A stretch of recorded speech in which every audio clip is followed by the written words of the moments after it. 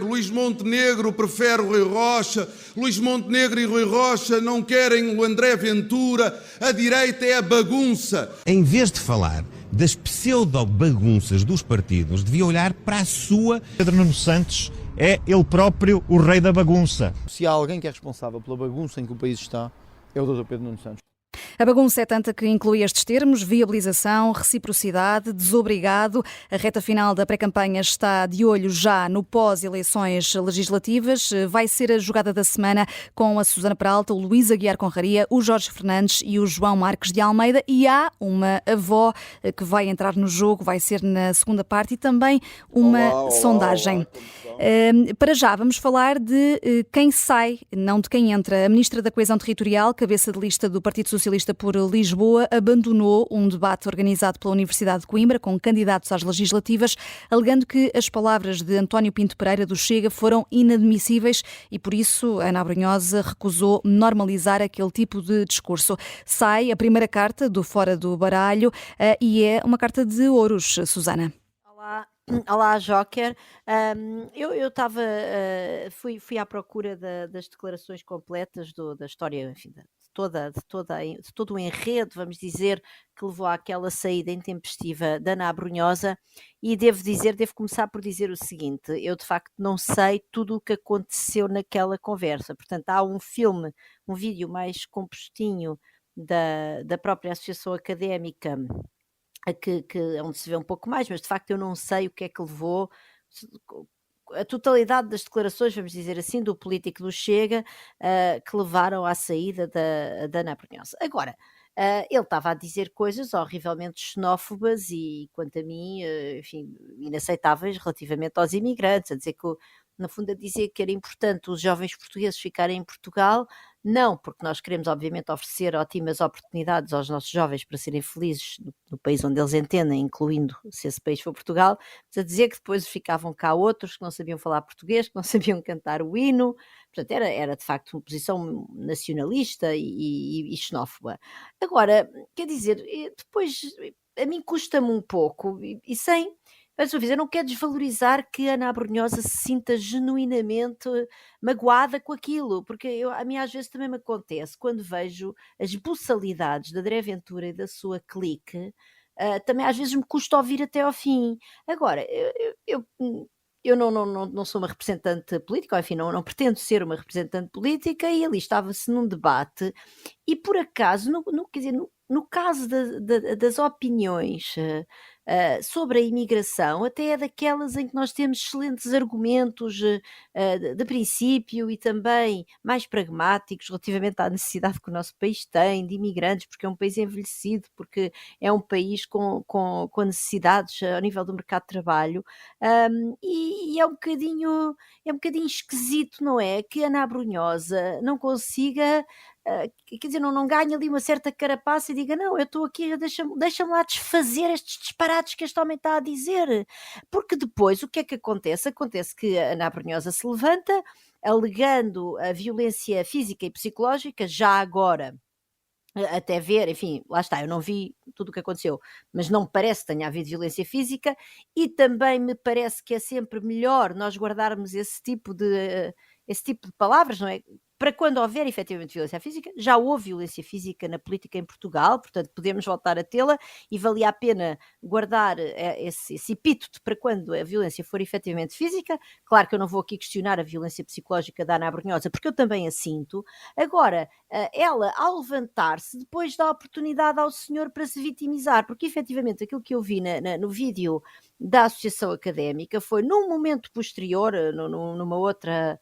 no outro evento, no âmbito do mesmo, enfim, das mesmas organizações dos alunos, de convidar candidatos, o cabeça de lista do Chega a exigir um pedido de desculpas da Ana Abrunhosa, e a dizer que aquilo tinha sido um aproveitamento político e não sei o quê, que eu sinceramente acho que não foi. Acho que a Ana Abrunhosa foi genuína na sua, digamos, na sua emoção. Agora, eu acho é que quando a pessoa vai para um debate daqueles, por maioria de razão, com aquele tipo de pessoas boçais, tem que se preparar melhor para conseguir pôr a emoção de parte e ali realmente levar argumentos para combater aquelas ideias xenófobas, porque aquelas até são das mais fáceis de combater, na verdade.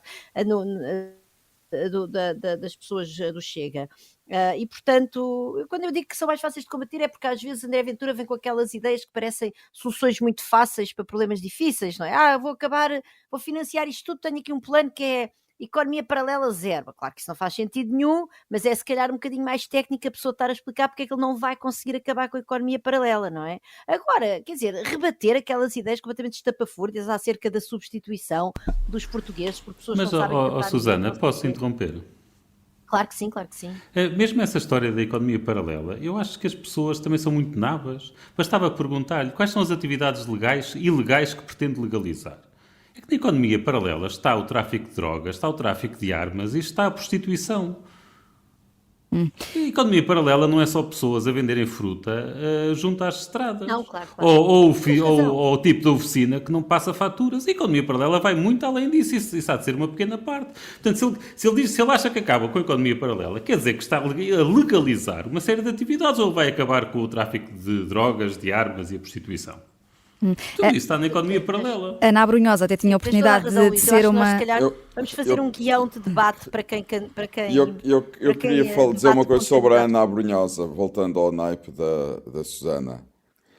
A verdade é que se a pessoa do Chega mostrou que é xenófobo e seja o que for, a Ana Abrunhosa mostrou que é intolerante. Porque para abandonar um debate, nós temos que ser. É intolerante. Susana, desculpa, é intolerante. Porque uma pessoa. É intolerante. Mas o que é que interessa ser genuinamente magoada? É intolerante. Susana, nós temos que saber discutir com quem está profundamente em desacordo connosco. Isso mostra uma intolerância, e mais, mostra uma intolerância de quem acha que tem uma posição moralmente superior aos outros. Eu concordo mais, eu não sou xenófobo e ficaria lá e criticaria. Agora, o abandono é a pior coisa que se pode fazer. Abandonar um debate em democracia é a pior coisa que se pode fazer, Susana. É inaceitável. Não se faz. Mas eu vim aqui criticar a senhora por abandonar o Mas debate. é intolerante. Abandonou por intolerância. Essa coisa que acho que ficou genuinamente chocada. Quer dizer, ela é uma criança. Ela é uma criança, é uma política profissional que é ministra, foi deputada, que é paga. Então... intolerante, não iria, eu não sei. Não, Susana, pronto, então eu vou corrigir. Eu não a vou chamar intolerante, mas teve uma atitude intolerante. Tudo mais apaziguado por aqui. De Coimbra, vamos subir mais um pouco para o outro lado da fronteira. Houve quem duvidasse, mas o PP conseguiu maioria absoluta na Galiza e na Catalunha. António Costa deu uma entrevista ao La Vanguardia e tu, João Marcos de Almeida, tens aqui umas copas para a política espanhola e a política portuguesa. Eu dou copas porque eu achei graça, em primeiro lugar, António Costa, porque achei graça ele ter dado uma entrevista ao La Vanguardia, um jornal da Catalunha, e basicamente ele quase implicitamente fez campanha pela AD. Porque ele disse esta coisa extraordinária. Eu estou convencido que o Chega, que a direita populista, ele não falou do Chega, nunca nomeou, que a direita populista, a extrema-direita em Portugal, vai perder votos à medida que nos aproximamos das eleições, e esses votos vão para o voto útil. Ora, isto é o centro da campanha da AD. É o que o Luís Montenegro está a tentar fazer, é ir buscar ao Chega o voto útil para a AD. E foi isto que António Costa disse em Espanha e que estava convencido que iria acontecer. Portanto, eu acho que António Costa, em Portugal, não quer ser tão ostensivo em relação ao seu desejo que Pedro Nuno Santos não ganhe as eleições, mas acho que em Espanha foi genuíno. Aqui sim, Susana, António Costa talvez tenha sido genuíno. A segunda parte das minhas copas também, Espanha vai para a vitória do PP na Galiza, e é apenas uma celebração da vitória, porque sou uma pessoa de direita, porque fico sempre contente quando um partido de direita, sobretudo como o PP, ganha as eleições em Espanha. Eu sei que na Galiza costuma ganhar, mas também o PSOE costumava ganhar na Andaluzia e chegou a uma altura que perdeu contra o PP. Fiquei contente porque o PSOE o Partido Socialista Galego, baixou os votos na Galiza. E as sondagens vinham antecipando uma maioria não absoluta. O Vox, exatamente, e tiveram maioria absoluta, o PP. Fiquei contente porque não precisa do Vox. O Vox, aliás, não elegeu nenhum deputado na Galiza. Agora, isto também mostra que o PP tem um problema em Espanha. E o problema do PP em Espanha chama-se Catalunha, sobretudo Catalunha, de certo modo País Basco. E esse é o grande problema do PP em Espanha. E enquanto o PP não resolver, de certo modo, os problemas que tem com a Catalunha e com o País Basco, não consegue ganhar eleições nacionais com maioria absoluta. Eu quero contestar essa afirmação. Então, primeiro trunfo. Desculpa. Não, mas é a ti, Vanessa. Ai, a mim? Vais trunfar a Joker. Isso não está nas regras, Luís Aguiar. Vou trunfar a Joker porque acho que houve muita desinformação e eu vi muita gente no Twitter a dizer mais uma derrota das sondagens e por aí fora. E eu depois fui ver as sondagens. Até admito que possa haver derrota da forma como as notícias foram feitas, isso admito, mas eu fui ver as sondagens, a grande maioria das sondagens feitas nos últimos 15 dias davam ao PP 38 ou 39 deputados. Eles elegeram 40, está perfeitamente dentro da margem de erro. Perfeitamente dentro da margem de erro, portanto a maioria dava a maioria das sondagens, a enorme maioria das sondagens dava a maioria absoluta ao PP. Agora, é evidente que ao preverem 38 ou 39, quando são precisos 38 para a maioria absoluta, deixavam em aberto a possibilidade de não terem maioria absoluta. Isso deixavam. E depois lá que os jornalistas fizessem a notícia a dizer que pode perder a maioria, é uma coisa diferente. Agora, que as sondagens davam ali na maioria, e de facto... Luís, as na sondagens, verdade, podia perder a maioria. Podia perder. Sim, eu não falei das sondagens, eu nem sequer referi às sondagens. Não, por isso é que eu estou a dizer que trunfei... Por isso é que eu estou a trunfar a Joker e não a ti. Sim. Por exemplo, estou aqui a ler a notícia do Público. Quase todas as sondagens, isto é uma sondagem já antes das eleições, quase todas as sondagens atribuem ao PP 38 ou 39 lugares. E são precisos 38 para a maioria absoluta. O melhor cenário é o que prevê o do El Mundo, que dá 40. É a mesma notícia que eu tenho aberta também. Portanto, desculpa, as sondagens foram corretas. Corretíssimas, aliás. Portanto, eu acho que aí houve muita desinformação a dizer que as sondagens falharam, quando neste caso não falharam, acertaram em cheio. E seguimos agora com as tuas espadas, Luís, para António Guterres, secretário-geral das Nações Unidas, por causa de algumas considerações sobre o regime afegão. Ele publicou um tweet que eu até tive medo de o traduzir, porque ao traduzi-lo tinha medo que o meu enviesamento interferisse, pelo que pedi ao chat GPT para traduzir. E eu vou ler o tweet em duas partes. Um é, o Afeganistão, estamos a falar do Afeganistão, ok? Onde estão aqueles talibãs que tomaram conta daquilo e proibiram as mulheres de sair de casa, basicamente. O Afeganistão fez progressos na melhoria da segurança, redução da corrupção e proibição do cultivo da papoila, que é, como sabe, a base do ópio. Mas ainda há mais a fazer. A comunidade global deve continuar a pressionar para assegurar que as necessidades e direitos de todos os afegãos sejam a prioridade central das autoridades de facto. Quer dizer, eu percebo a necessidade da realpolitik de quem está nas Nações Unidas ter de encontrar equilíbrios, mas, quer dizer, isto já remexe, isto revolta, quer dizer, as entranhas de uma pessoa. Elogiar o Afeganistão, dizer que fizeram progressos na melhoria da segurança, na redução da corrupção. Eles mandaram, quer dizer, estamos a falar de um regime que pegou em metade do país, basicamente nas mulheres, e pô-las no caixote de lixo da civilização. Não há outra forma de descrever aquele regime. Pôs as mulheres no caixote de lixo da civilização. E os homens também, mas não de forma tão extrema como as mulheres, é evidente. E temos o Guterres a elogiar os progressos na melhoria de segurança e na redução da corrupção, e depois a deixar uma mensagenzinha velada a dizer que tem de melhorar outros aspectos das necessidades e direitos das pessoas. Caramba! Olha, é raro eu dizer isto, porque de facto acho que as intervenções de cada pessoa ficam com cada pessoa e não há aqui culpas coletivas, mas honestamente foi das vezes em que eu tive vergonha de ser português e tive vergonha de que um português estivesse à frente da ONU nesta fase. Daí as tuas espadas, que são também aqui corroboradas pela Susana Peralta e pelo João Marques de Almeida. Vamos ainda até ao Brasil e vamos por causa disto. Eu acho que por uma questão de bom senso, você acabou de falar. Ou seja, se a morte está sob suspeita, nós temos que primeiro fazer uma investigação para saber do que o cidadão morreu. Vamos acreditar que os médicos legistas vão dizer o cara morreu disso ou daquilo, para você poder fazer um pré-julgamento. Porque senão você julga agora que foi não sei quem que mandou matar e não foi, e depois você vai pedir desculpas. Para que essa peça de acusar alguém? É a opinião de Lula da Silva sobre a morte de Alexei Navalny, o principal opositor de Vladimir Putin, e agora o que o presidente brasileiro diz sobre a faixa de Gaza. O que está acontecendo na faixa de Gaza com o povo palestino não existe nenhum outro momento histórico. Aliás, existiu quando Hitler resolveu matar os judeus. Uma carta de paus, Jorge Fernandes, para Lula da Silva.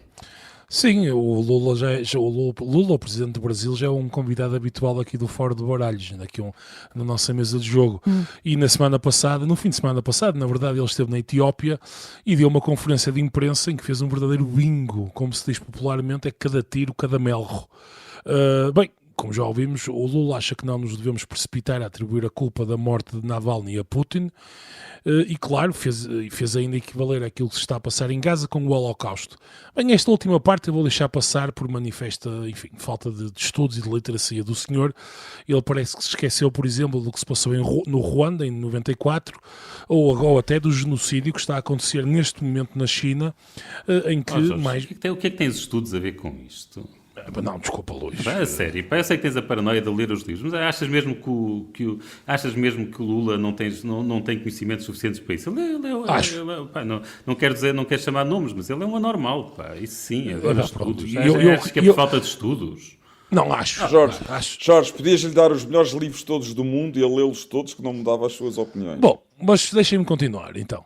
Bem, e neste momento está a haver um genocídio na China, neste momento no qual estamos a falar de uma minoria muçulmana, em que já, segundo aquilo que sabemos, e que não é propriamente muito, mas já terá havido mais de 1 milhão de mortes e há pelo menos outro milhão de pessoas que estão metidos na cadeia pela sua religião, digamos assim.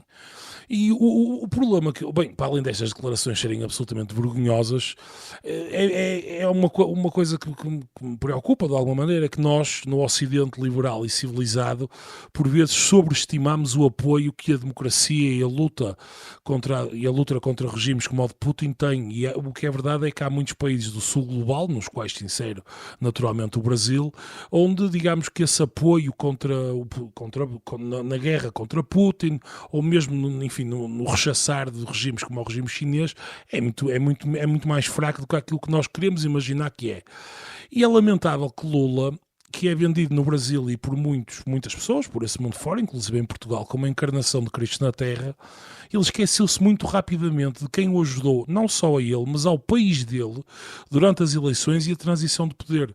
Bolsonaro tentou, e várias pessoas ligadas a Bolsonaro tentaram um golpe de Estado, e quando houve uma tentativa de golpe de Estado, e quando houve o início de uma tentativa de descredibilizar as eleições no Brasil, não foi Putin, nem foi a China que foi em socorro de Lula. Foram os Estados Unidos e foram a Europa, que através da sua diplomacia, de várias declarações públicas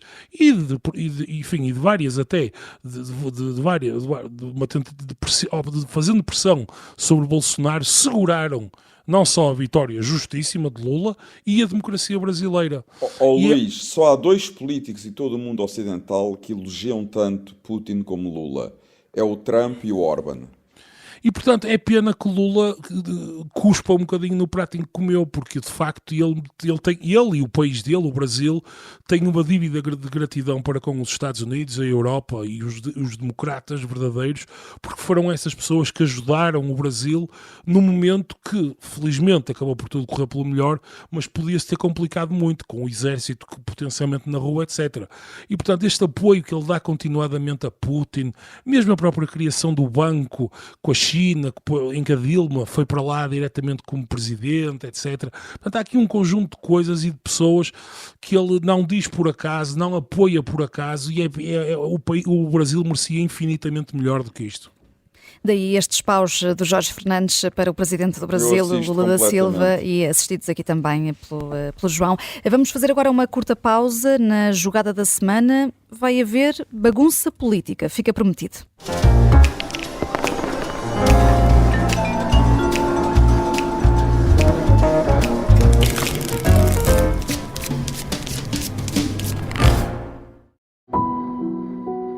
Esta é uma história de intrigas, segredos e traições.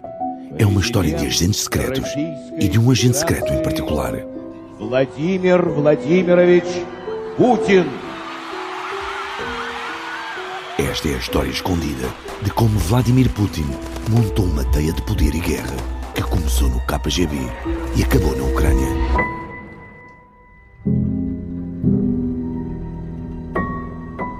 Um espião no Kremlin é uma série para ouvir em 6 episódios que faz parte dos Podcast Plus do Observador.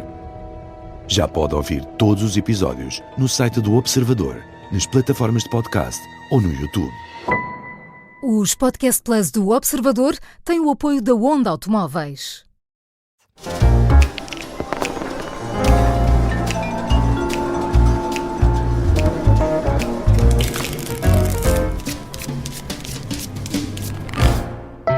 Queria deixar desde já claro que o Partido Socialista não apresentará uma moção de rejeição, nem viabilizará nenhuma moção de rejeição, se houver uma vitória da AD. Da reciprocidade.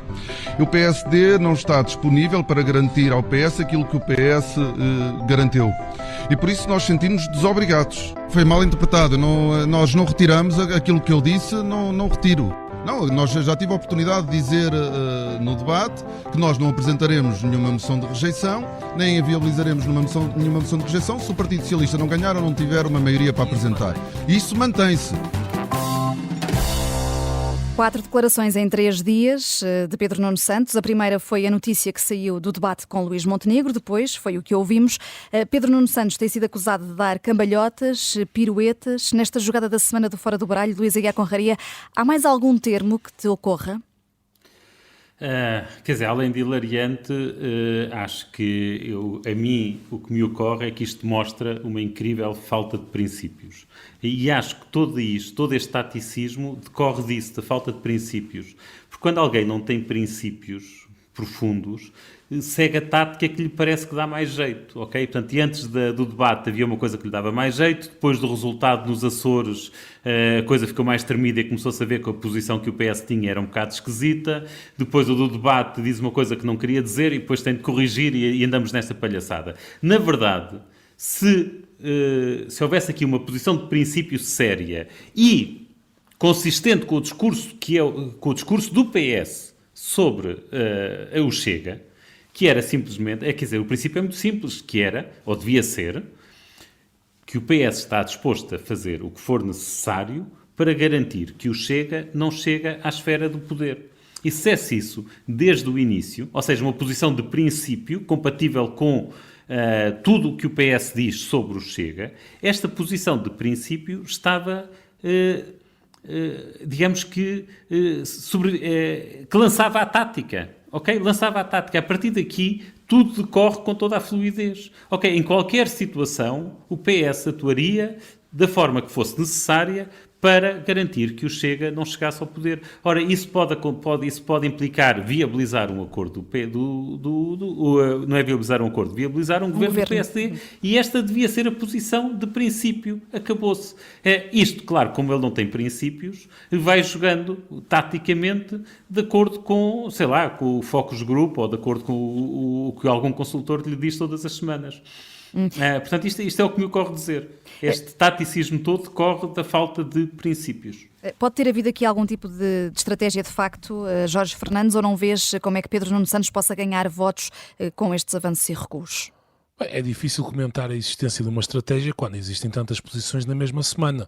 E eu confesso que eu acho isto um bocadinho estranho, porque a máquina do PS, em campanha especialmente, é uma máquina muitíssimo profissional.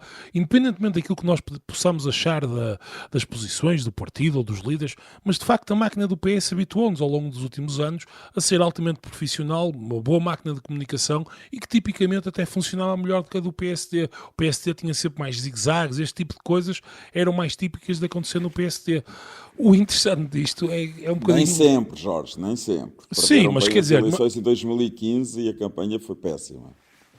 Sim, ok, mas quer dizer, o ponto aqui é, tipicamente o PS... Pode dizer que a máquina do PS é muito eficaz quando o líder do PSD foi o Rui Rio.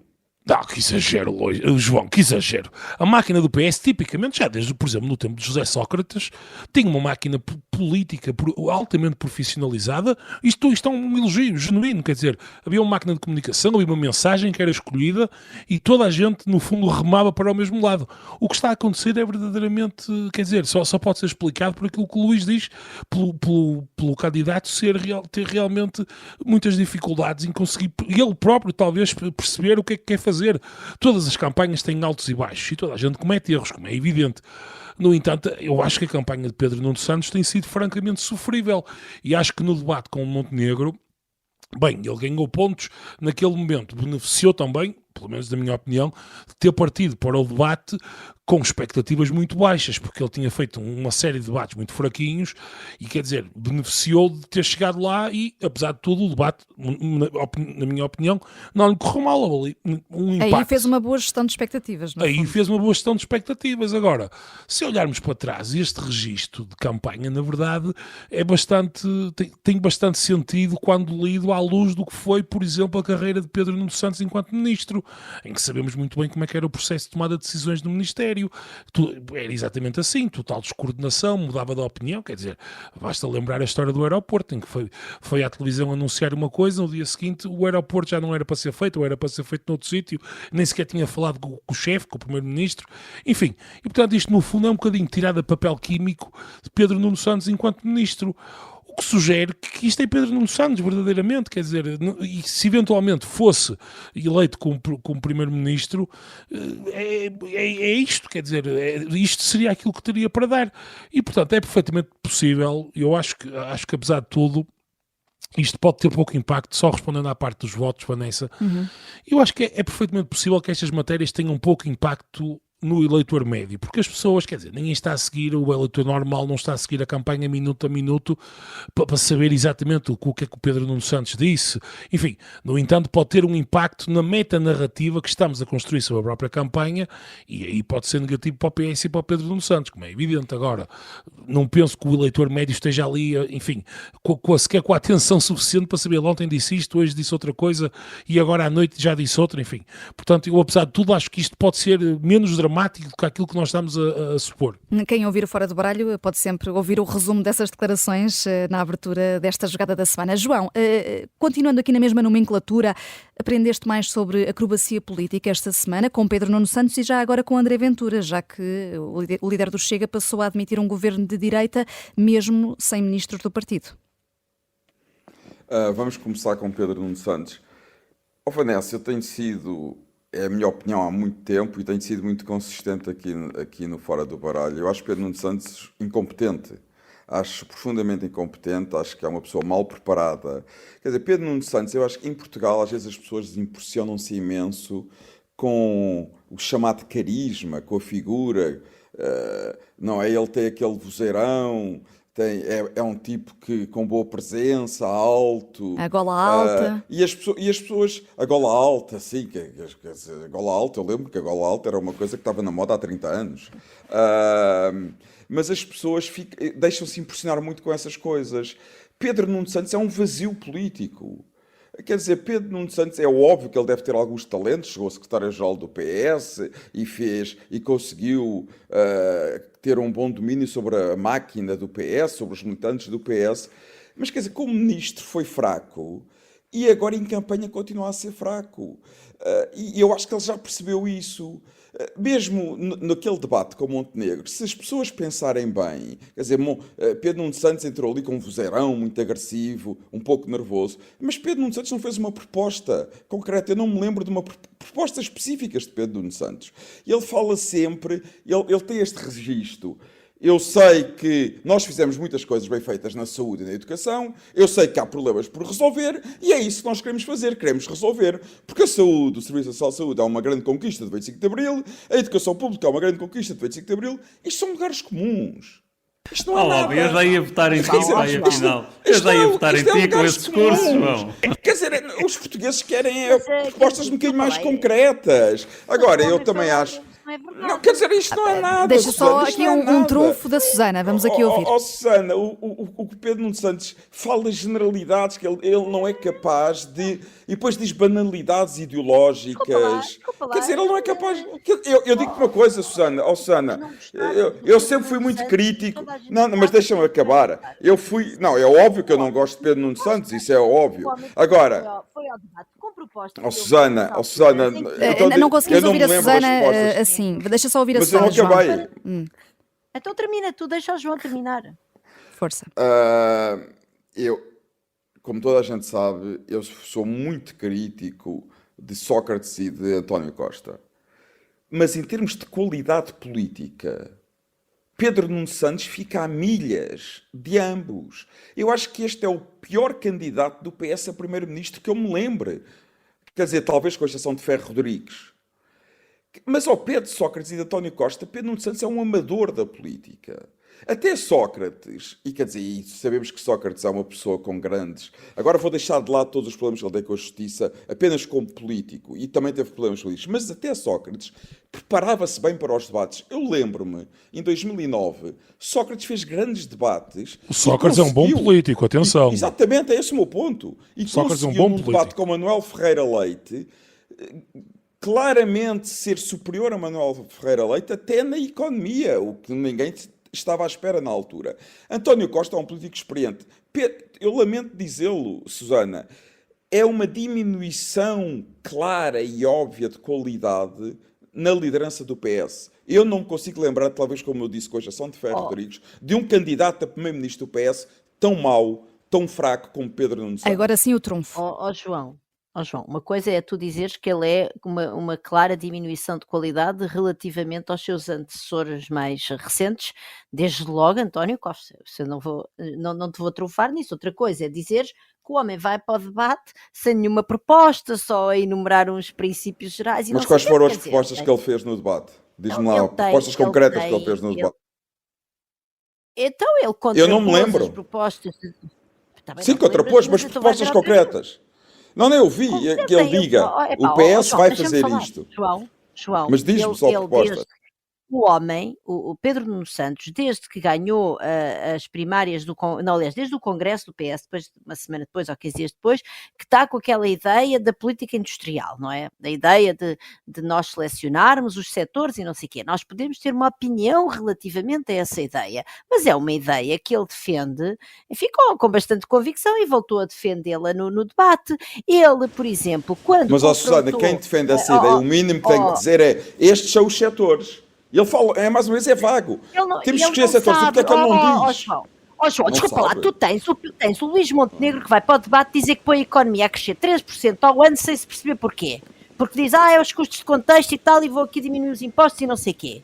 Achas que ele também está bem explicado? Não está. Quando o Pedro Nuno Santos o confrontou a Luís Montenegro com as contas manhosas do IRS, em que Pedro Nuno Santos, no fundo, lhe apresenta o acumulado ao longo de 4 anos da perda de receita em sede de IRS, devido à devolução de IRS que Luís Montenegro quer fazer, e que é legítimo, é o seu programa político, vai ser sufragado por todas as eleitoras e eleitores portugueses, o Luís Montenegro mete os pés pelas mãos a dizer que não, que era só de 1 ano.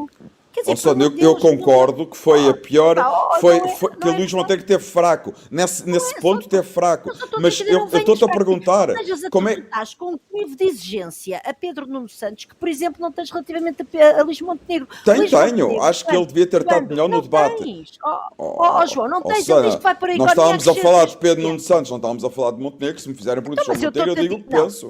Não, desculpa, João, tu pediste uma política, eu dei-te a política industrial do homem, eu tenho a minha opinião acerca dessa política industrial. Mas que é vaga. Que é vaga. É vaga. E eu contraponho-te então o Luís Montenegro, que diz que põe a economia a crescer 3% com uma espécie de varinha mágica porque vai baixar os impostos. É vago. E vai é vago.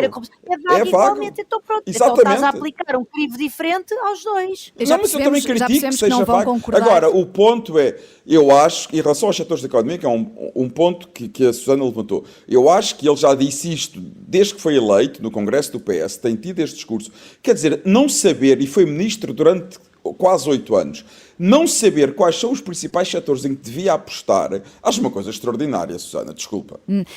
Só rapidamente... eu não acho... Olha, eu vou-te dizer uma coisa, desculpa lá, Vanessa, só para contra... Eu prefiro que ele diga que não sabe. Porque significa que percebe que, pelo menos para fazer uma política industrial mais ativa, como ele quer fazer, tem que estudar bem o problema. Sinceramente, acho mais honesto. João, muito rapidamente, não respondeste à parte de André Ventura, que também tem aqui alguma acrobacia à mistura. André Ventura, é isso, André Ventura também... Eu sinceramente acho que, quer dizer, é muito difícil levar a sério André Ventura. Quer dizer, não me passam... É muito difícil, porque ele está sempre também a contradizer completamente. Portanto, eu acho que em relação a André Ventura, que também, como sabem, eu não acho que ele seja o radical que muitas pessoas acham. Eu acho que André Ventura É um populista que utiliza um discurso para ir buscar votos, que sabe que há muitos insatisfeitos em Portugal e sabe que aquele discurso lhe dá votos, e até agora tem tido sucesso, mas verdadeiramente o que ele quer é ir para um governo. E é capaz, e vai se tornar moderado se puder ir para um governo. Não tenho qualquer dúvida sobre isso, é o que ele quer. Portanto, ele fez o Chega para poder chegar ao governo.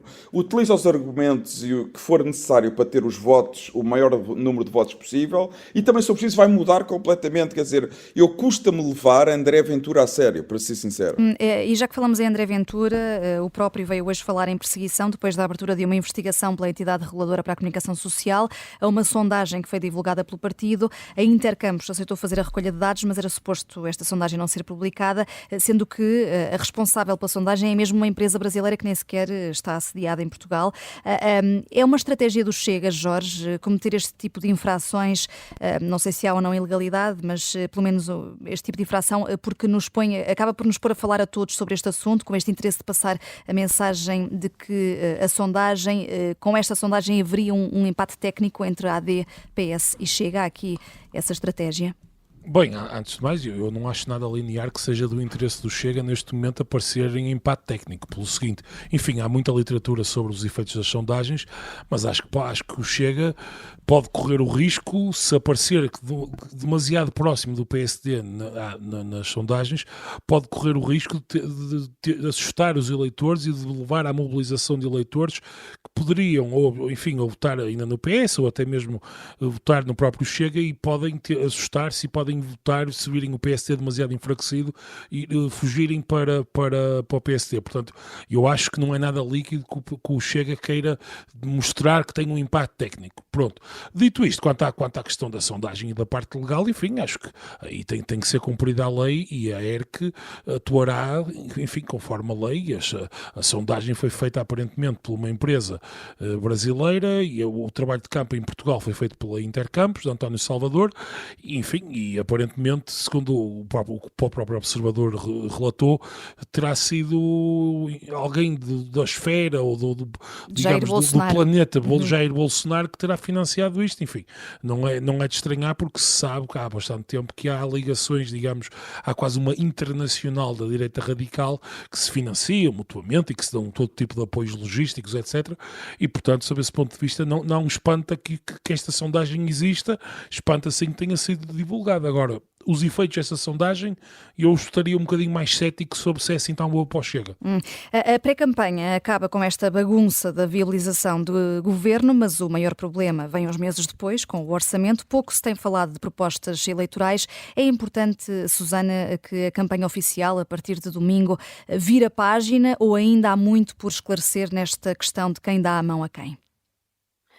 Eu acho que ainda há muito para esclarecer na questão de quem dá a mão a quem, mas também me parece que, sinceramente, neste momento, qualquer resposta que tanto Luís Montenegro como Pedro Nuno Santos deem a estas perguntas é perfeitamente irrelevante, no sentido em que, Pedro Nuno Santos Gostei do Pedro Montenegro. Tive bem, não tive bem. Fiz eu para vocês parem as pazes. Fiz agora aqui a ligação. Eu e a Susana não precisamos fazer as pazes. Estamos sempre em desacordo, mas gostamos um do outro. Exatamente, é isso mesmo, João.